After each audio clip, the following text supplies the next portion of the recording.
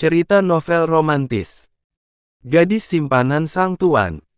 Bab 67. Hampir saja terjadi. Waktu menunjukkan pukul 9 malam, dan acara sederhana itu masih berlanjut.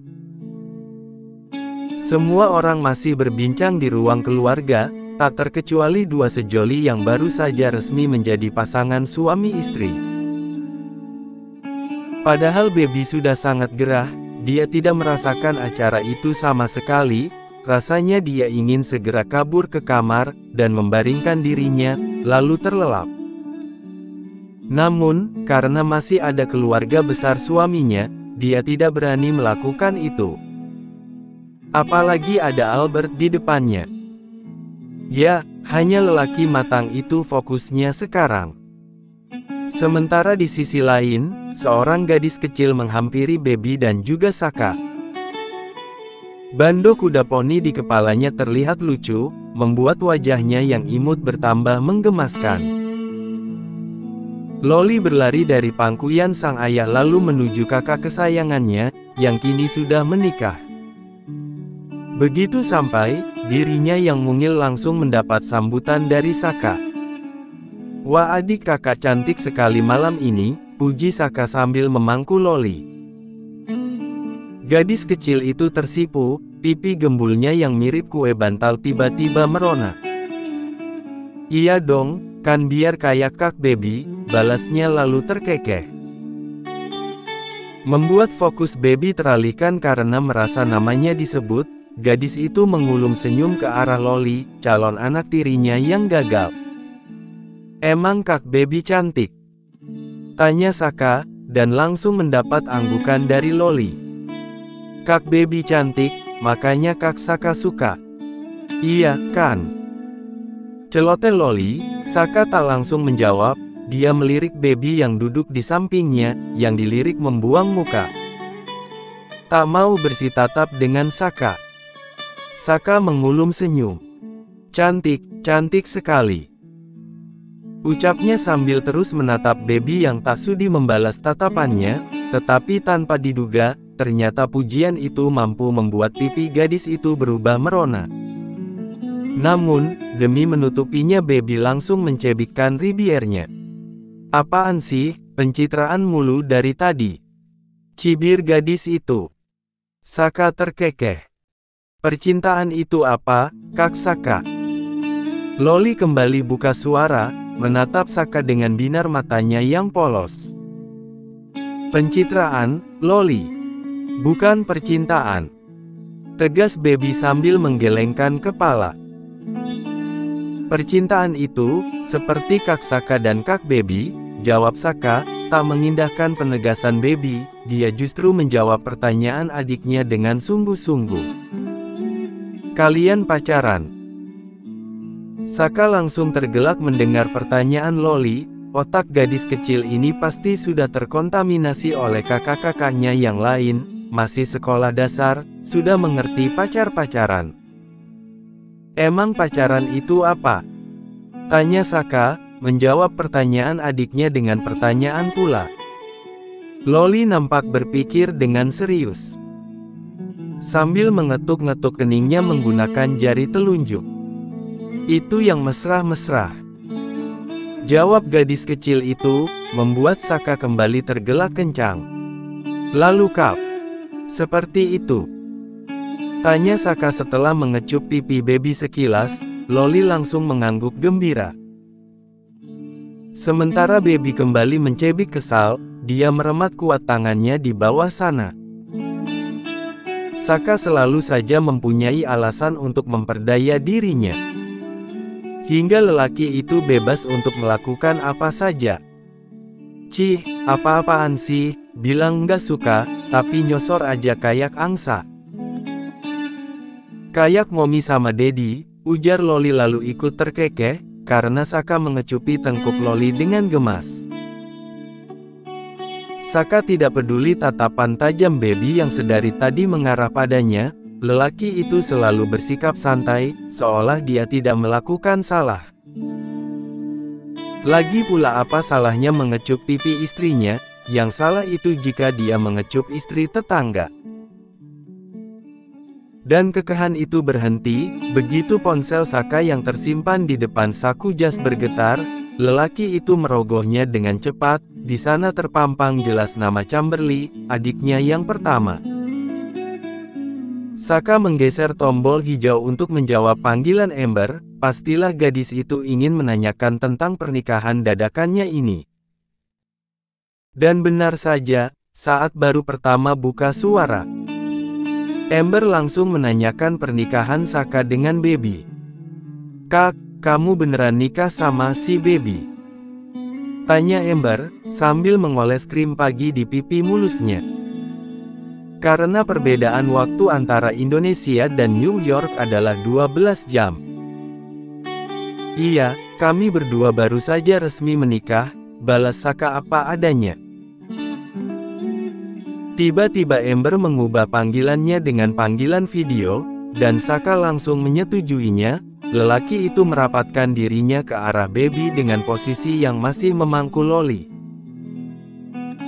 Baby mendengus, tetapi begitu melihat wajah Ember di depan sana, dia langsung merubah mimik wajahnya, dan mengulas senyum terpaksa. "Wah, kalian kelihatan bahagia," pekik Ember girang. "Bahagia apanya?" ketus Baby dalam hati. "Baby selamat ya sayang, moga-moga lu cepat hamil, gue jamin pisang impornya abang gue itu jos gandos, jadi you tenang aja," ucap Ember memberi selamat serta doa, tak lupa diselingi dengan candaannya yang absurd sambil cekikikan. Mendengar itu, Baby melirik Saka sekilas, lelaki itu sama sekali tidak keberatan dengan ucapan Ember, dan justru mengulum senyum. Dia ini pintar sekali sih aktingnya. Beb, tahu iu mau nikahnya sama abang gue mah kenapa nggak dari dulu aja?" Ember kembali berceloteh, sementara Baby menjawab seadanya sambil tersenyum kikuk. Aktingnya terlalu buruk untuk menutupi hubungannya dengan Saka yang sebenarnya hanya pura-pura. Karena pernikahan ini bukan seperti pernikahan sungguhan, pernikahan ini seolah hanya tameng untuknya. Hampir masuk tengah malam, acara tersebut baru saja selesai. Albert dan keluarganya memutuskan untuk menginap di rumah Juna. Loli tidur bersama kedua orang tuanya itu. Bocil ini akan menjadi pengganggu. Sementara Baby dan Saka akan menempati kamar milik gadis itu yang berada di lantai 2. Saka mengekor pada Baby menaiki satu persatu anak tangga. Di bawah sana, Albert memperhatikan putranya, lalu berteriak, "Keep fighting, son. Pastikan staminamu bisa menandingiku." Cila langsung mencubit perut lelaki parubaya itu, hingga Albert mengaduh, "Aduh sakit, sayang." Semua orang tergelak kencang sambil geleng-geleng kepala, dan mulai memasuki kamar mereka masing-masing. Sementara yang di atas sana diam-diam mengedip, lalu jarinya membentuk tanda oke. Albert mengacungkan jempol ke arah Saka, sebelum akhirnya Cila menarik lengannya. Saka masuk ke dalam kamar Baby, dan hal yang pertama dia lihat adalah foto seorang idol K-pop bertebaran di mana-mana. Hampir di seluruh dinding kamar gadis itu, hanya wajah itu yang terpampang. Tak mau ambil pusing, Saka justru melangkah ke arah Baby yang sedang mengambil baju ganti di dalam lemari. Lelaki itu berdiri di samping meja rias, dan memperhatikan sang istri. "Jangan mandi tengah malam itu tidak baik," Saka mengingatkan. Dan Baby tampak acuh, dia menarik satu kaos warna hitam dan celana pendek yang panjangnya hanya selutut. Merasa tidak digubris, Saka mencekal pergelangan tangan Baby yang hendak berlalu ke kamar mandi. "Apaan sih?" ketusnya sambil menghentak tangan Saka, hingga cekalan itu terlepas. "Aku bilang jangan mandi, itu tidak baik. Kalau kamu memang keke ingin mandi, pakai air hangat, atau mandi bersamaku." "Idi ngarep, inget lu tuh udah janji nggak bakal nyentuh gue, jadi jangan macam-macam. Bukannya marah, Saka justru mengulum senyum. Pikiranmu itu selalu saja mengarah ke situ, aku bilang kan hanya mandi, kamu malah berpikir yang tidak-tidak, itu artinya kamu yang macam-macam. Dan ingat aku tidak akan tertarik dengan dadamu yang hanya sebesar jambu kristal. Baby mendengus, meladeni Saka hanya akan membuat moodnya berantakan. Bodoh amat, cetusnya. Baby langsung melenggang ke kamar mandi, kini Saka tidak lagi menahan, tetapi dia semakin tersenyum jahil, sambil menatap ke arah gantungan handuk. Sambil menunggu sang istri, Saka membaringkan dirinya di atas tempat tidur. Pikirannya menerawang jauh sambil menatap langit-langit kamar. Saka masih tidak percaya, dia bisa menikah dengan gadis ingusan yang dulu selalu dia ledek, karena suka sekali dengan bentuk kuncir kuda. Saka menatap ke samping, di atas nakas ada foto baby semasa kecil. Dia memandanginya dengan mengulum senyum tipis, hingga suara tarikan pintu kamar mandi mengembalikan kesadarannya. Baby keluar dari sana dengan bajunya yang setengah basah. Dia lupa membawa handuk, tetapi tidak sudi meminta tolong pada Saka. Haish, ternyata anak ini benar-benar keras kepala, batin Saka. Lelaki itu bangkit dan kini giliran dia yang akan membersihkan diri. Tanpa segan Saka membuka jas dan kemejanya di depan baby, hingga menyisakan pandangan yang hanya menggunakan celana mini. "Ark! Dasar!" teriak baby sambil melemparkan bantal ke arah Saka. Dengan sigap Saka menangkap bantal tersebut. "Ada apa? Kenapa kamu berteriak seperti di hutan?" Baby meremat tangannya kuat, kesal sekali dengan wajah Saka yang terlihat tanpa dosa itu. "Dasar cowok nyebelin, tua bangka. Ngapain lu buka baju di depan gue?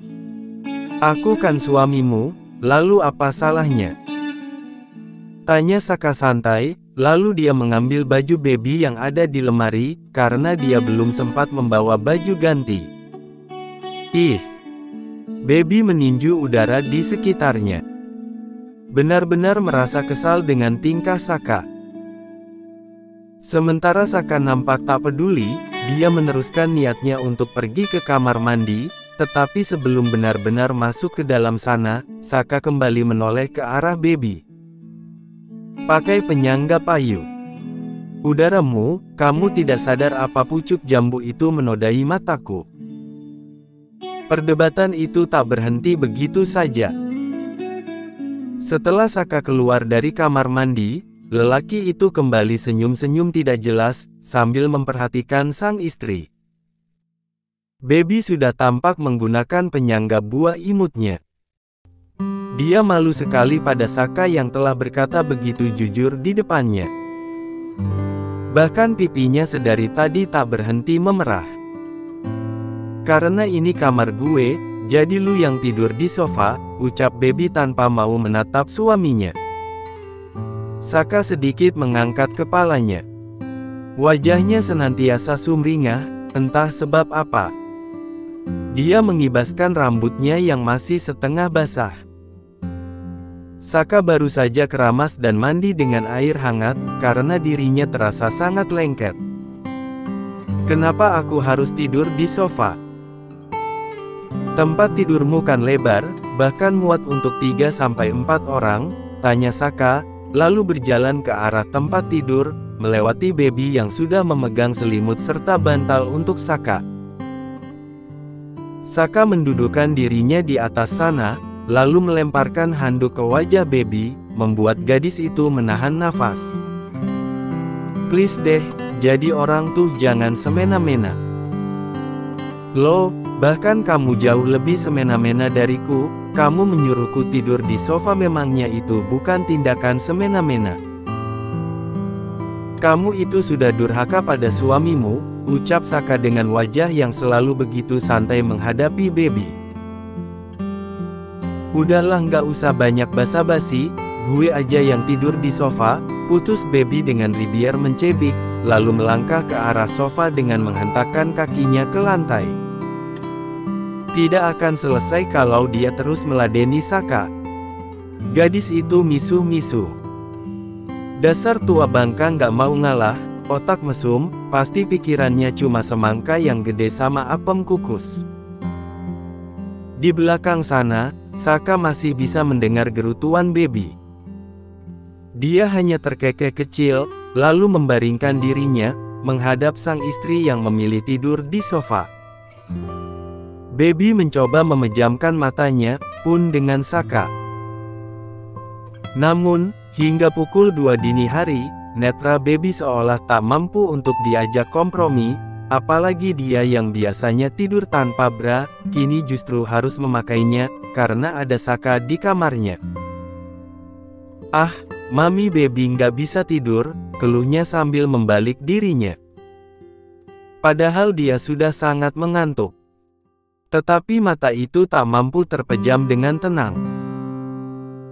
Hingga akhirnya, Saka yang masih ikut terjaga bangkit dari tempat tidur, dia menghampiri Baby yang tengah mosak-masik sambil terus menarik-narik tali dianya. Melihat itu, Saka terkekeh kecil. Tahu kalau sang istri tidak nyaman tidur dengan keadaan seperti ini, dengan hati-hati Saka mengangkat Baby, dan memindahnya ke tempat tidur. Tak hanya itu, supaya tidur Baby nyenyak, Saka memberanikan diri untuk membuka pengait dia gadis itu, tangannya menyusup di balik koas yang Baby kenakan, dan pelan-pelan membukanya hingga sukses terlepas. Namun, begitu tangannya ingin keluar, ada hal lain yang menghampirinya. Tanpa sadar tangan Saka traveling pelan-pelan ke area sana, semakin dekat hingga dapat dia jangkau buah yang begitu pas di tangannya itu. Seketika Saka meneguk salivanya, ada yang menggeliat di area sana. Ia pun yakin, jika semakin diteruskan, pasti semakin menuju ke perihal yang tidak diinginkan. Tahu ajalah itu guys, jangan diceritain. Sial, asetku malah bangun. Naluri dan otaknya mulai bertarung, sementara Baby terlihat sudah nyenyak dengan tidurnya, itu terbukti dengan mulutnya yang sedikit menganga serta dengkuran halus yang terdengar lirih. Hingga akhirnya, mengecup Ribier Baby adalah pilihan Saka. Saka mengikis jarak dan mempertemukan Ribier mereka, dengan gerakan lembut Saka memperdalam kecupan itu. Tak tinggal diam, tangannya juga semakin bertraveling pada buah kecil itu. Lambat laun, Saka hanyut dalam tugasnya sendiri, dia terpejam dengan rasa nyaman yang menyapa jiwanya, hingga Baby bergumam tiba-tiba, karena merasa tidurnya terganggu, Saka langsung tersadar dan menarik diri dari istrinya. Saka gelagapan, dia sudah seperti maling yang tertangkap. Untung saja Baby hanya menggeliat, dan tak sampai melihat perbuatannya. Secepatnya Saka harus mengalihkan pikirannya, tidak boleh. Dia tidak boleh melakukannya sekarang. Haish, hampir saja. Saka menghembuskan nafas dan mengusap dadanya untuk menetralkan detak jantungnya. Lantas dia menarik selimut untuk menutupi Baby. Dan kecupan singkat dia sematkan di kening gadis itu. Saka mengulum senyum. "Selamat tidur, istriku," ucap Saka pelan. Kemudian dia melangkah ke sofa, tempat di mana dia akan menghabiskan malam, yang sebentar lagi akan berganti dengan pagi. Lanjut ke bab 68.